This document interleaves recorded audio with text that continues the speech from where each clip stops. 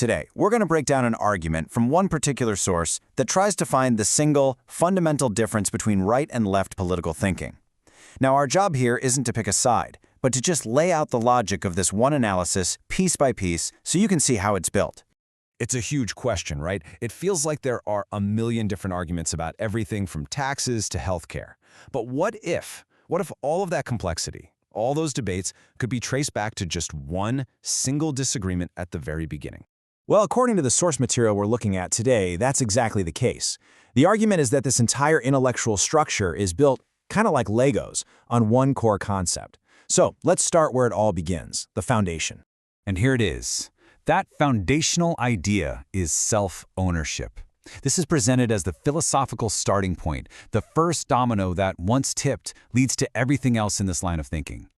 So what does this actually mean in plain English? The argument is pretty simple. You own you. Your body, your mind, the time you have on this planet, the work you choose to do, it all belongs to you and nobody else. It's the most fundamental property right there is. Okay, and this is where this abstract idea starts to get really concrete. Let's say you spend 10 hours. That's 10 hours of your life you will never get back, weaving a basket. The source says that basket isn't just wood and straw. In a way, it is those 10 hours. So if the government comes along and just takes the basket, it hasn't just taken an object. It's essentially taken a piece of your life.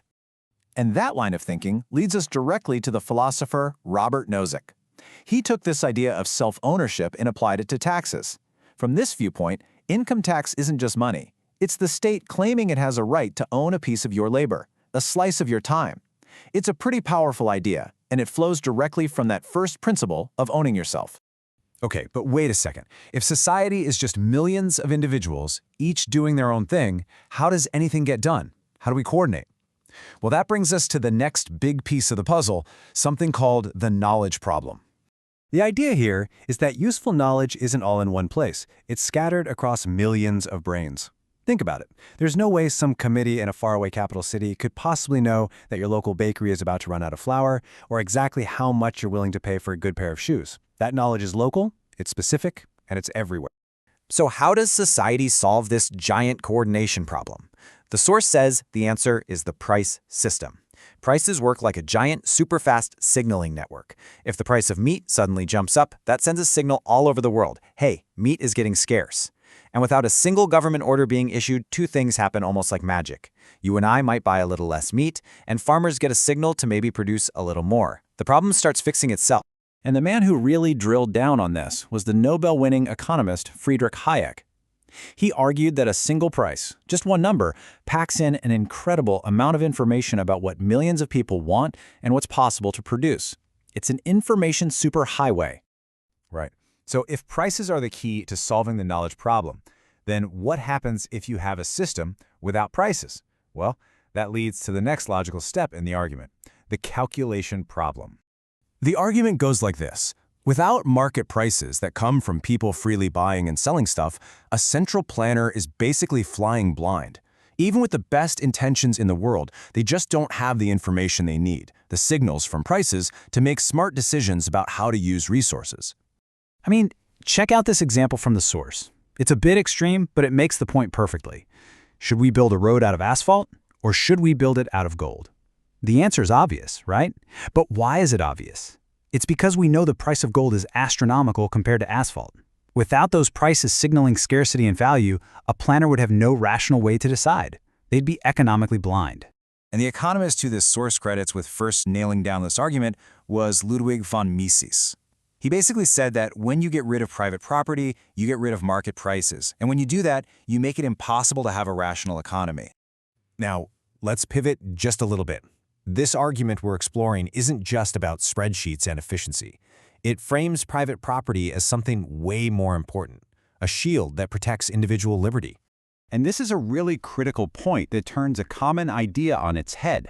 The source claims that private property isn't just some tool for the rich. On the contrary, it's the single most important defense that regular, everyday people have against a government that could become too powerful. I mean, just think it through logically. If the state owns your job, and it owns all the newspapers and websites, how can you speak out against it? If the state owns your house, What's to stop them from evicting you if you join a protest? This is why the source argues that the right to own property has to be a fundamental right protected from being voted away.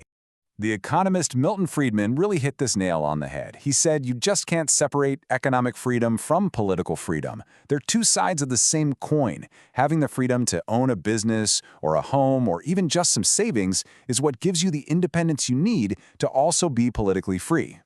So, after laying out this whole logical chain, from self-ownership to property to freedom, the source finally gets to the heart of the disagreement. From this perspective, the huge divide between the right and the left is really a conflict over control and the very meaning of fairness. And this slide lays out the two competing visions really clearly. On one side, you have the goal of equality of outcome. The idea is that a fair system is one where everyone ends up in a similar place. If some people get way richer than others, that's a sign the system is broken. On the other side, you have equality in law. Here, the goal is that everyone starts with the same rules. If people end up in different places, that's okay, as long as the game itself was fair. And this leads to the idea of incentives, or what some people call skin in the game. In a market system, the argument goes, if you make a dumb investment, you lose your money. The feedback is immediate and it's personal. But in a centrally planned system, a planner can make a terrible decision that wastes tons of money, but it's the people's money. The planner who messed up often pays no personal price at all. So, to bring it all home, the source we've been walking through puts all these concepts together, self-ownership, prices, property, freedom, to present what it sees as a very clear choice between two totally different ways of organizing a society. And it uses this real-world example as its final, powerful piece of evidence. You have one people, one culture, one history, split in two. On one side of the line, you have total state ownership and central planning. On the other, you have a system based on private property and markets. The source just presents this image of the starkly different results and lets it speak for itself. And so that's where we end up. This source makes a really bold claim that civilization itself, all the progress, prosperity, and creativity we enjoy, isn't a given. It argues that it all depends on a society's deep respect for private property and individual liberty. It's a powerful argument, and it all started with that one single idea. Thanks for joining us for this explainer.